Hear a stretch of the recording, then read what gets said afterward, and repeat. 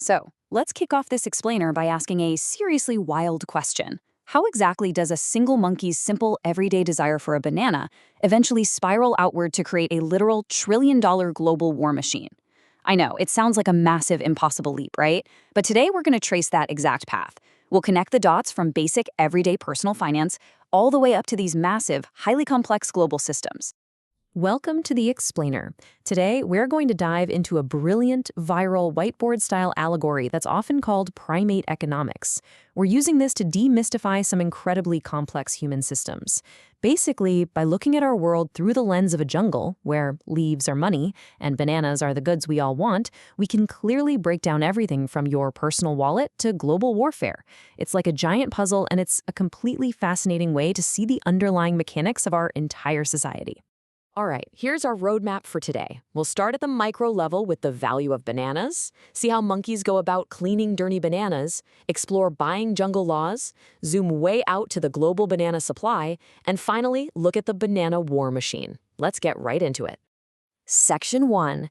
The value of bananas, growing your stash and fighting inflation. Picture this. You have a single monkey with a giant pile of leaves, their hard-earned money. If they want that wealth to actually grow over a 40-year period, they can't just stuff it in a box under the bed. They basically have two choices. On one side, you've got active investing. This is our stressed-out monkey staying up until 6 a.m., reading corporate statements, trying to pick individual banana stocks, and just getting a massive headache. High stress, high risk. But on the other side, passive investing. This is simply taking 10 leaves every single week, no matter what, and putting them into an index fund, a broad collection of the top 500 companies in the jungle. It's a strategy called dollar cost averaging, and trust me, it is a much simpler, significantly safer route.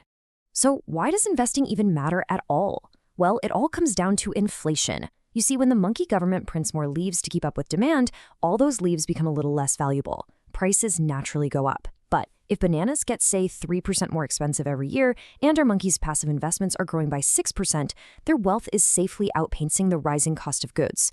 Investing is literally the shield that protects everyday monkeys from having their raw cash slowly eaten away by inflation. Moving on to Section 2. Cleaning dirty bananas. How monkeys break the rules. Okay, but what happens when a chemistry teacher, monkey, decides that slow passive investing just isn't fast enough? Well, they might bypass the rules entirely to make an absolute fortune selling illegal, dangerous banana-flavored candy. Suddenly, they end up with a mountain of dirty money, leaves they can't actually spend because the government is always watching. To fix this, they hire a shady lawyer and follow a very specific recipe. Step 1, they divide that massive stash of dirty leaves into tiny, inconspicuous little piles. Step 2 is layering. They feed these little piles into legitimate businesses. You know, a car wash here, a massage parlor there, maybe a juice bar slinging fresh banana milkshakes. The dirty cash mixes perfectly with the honest profits of everyday monkey business. And then step 3, it integrates.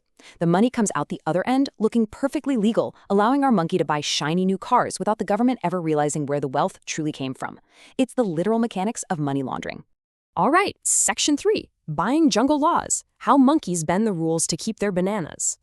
Let's zoom out a bit further. What happens when it isn't just a single chemistry monkey, but ultra-rich megacorporations that want to tip the scales?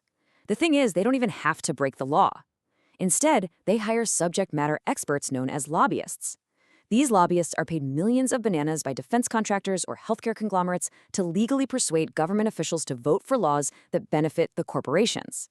And modern lobbying rarely happens in boring government offices anymore. I mean, a politician doesn't want to hear about artillery systems after a long day at work, right? So lobbyists prowl the social hotspots. They join the same golf tournaments, they mingle at the Met Gala, they attend private alumni club dinners, and they offer gifts. It relies heavily on capitalizing on basic monkey psychology, building genuine personal relationships and social connections completely outside of the workplace. Now, this relationship building has an absolutely incredible return on investment. A lobbyist might buy an old college friend who just happens to be a lawmaker a signed jersey of their favorite football superstar over lunch. And because monkeys naturally trust their friends, that lawmaker feels super confident taking their advice on an upcoming defense vote. This creates a massive, albeit totally legal, conflict of interest. Lawmakers end up relying on corporate-backed friends for advice on going to war, leaving everyday monkeys to foot the bill while corporate stocks just soar.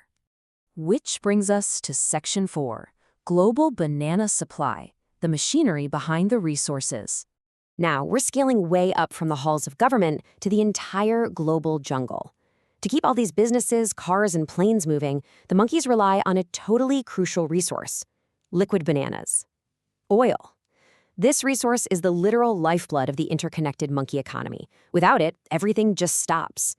But there is a massive structural fragility here.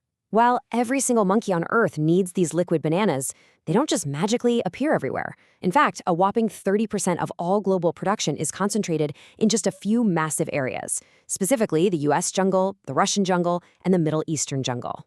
So, the vast majority of the world is completely dependent on resources from just a few key locations.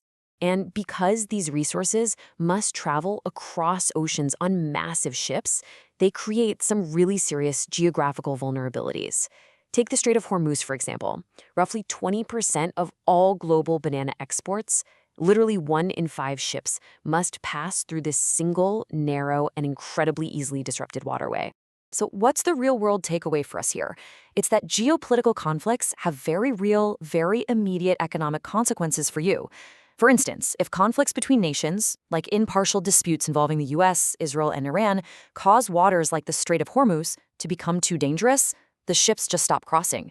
The supply is instantly disrupted, and when supply drops, the cost of shipping surges, the price of fuel spikes, and because fuel is used to transport literally everything, you get massive runaway inflation on the everyday goods you buy at the store.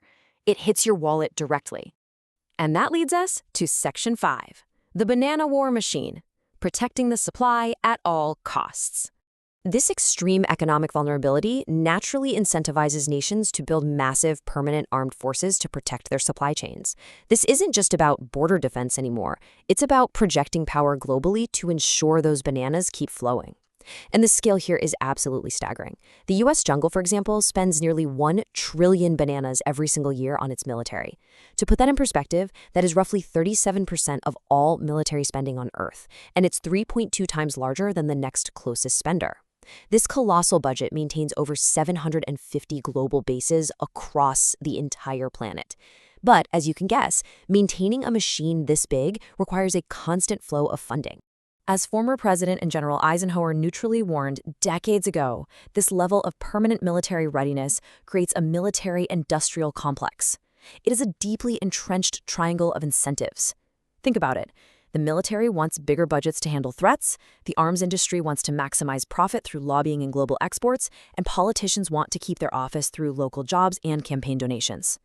All three parties structurally and financially benefit from perpetual war preparation. And this right here reveals the absolute political genius behind the system. Take a new multi-billion-dollar stealth bomber. The contractors don't just build it in one convenient factory. No way. They deliberately scatter the production line across 40 different states, employing over 8,000 monkeys. By doing this, they build a literal political shield around the weapon. Because if a lawmaker tries to cut the defense budget, they aren't just cutting a plane, they are cutting local jobs and angering voters in dozens of states. This effectively forces lawmakers to keep the funding alive, completely regardless of the actual military need. So let's bring this whole monkey allegory full circle. We've seen how personal investment fights inflation, how lobbyists bend the rules, how fragile those oil choke points really are, and how that fragility birthed a trillion-dollar military structure built on deeply entrenched economic incentives. It leaves us with a pretty provocative thought to chew on. If the jungle's war machine functions like a massive business that fundamentally relies on constant growth and perpetual funding, what happens to that profit-driven human system when its original purpose disappears? Thank you so much for joining this explainer, and keep questioning the jungle around you.